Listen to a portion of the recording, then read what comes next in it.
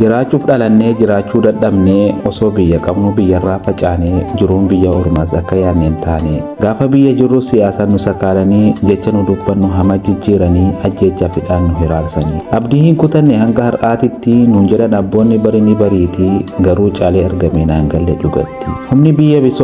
biyya bisoomsee kan biyya ijaaruu hunduu faffaca'ee namni biyya hin jiru koon bosonatti kun lubbuun hin jiru meenarra laalinaa wallaalummaa kooti baay'ee na dhukkubsaa wanni saba kooti siyaasaaf wal qonneemaaf dullee walitti kun waboodha kun humna addaati garuu hundi jira ilmaan abbaa kooti waa meeqa miidhamne diinagdees hin qabnu bari sakaalamne hojjetaa mootummaas ta'e jarruu hin dandeenye mindaan jarri qaban qallabaayyuu hin geenye silaa oromiyaan isheen hubadhaatu maaltu kana fide jettee hin xiinxaltu ilmaan abbaa tokko osoo wal waraantu badhaadhinni jettan ijaan hin argitu silaa beekanuu gorsee ani maalan baasaa gubaa garaa kooti ani maafan dhoksaa nan lallaban dhiisu tokkummaa jabeessaa yoo mara dubbanne dubbiin namaa deemti tokkummaa jabeessaa ilmaan oromooti ani miftaahudha ammaaf nagayaatti.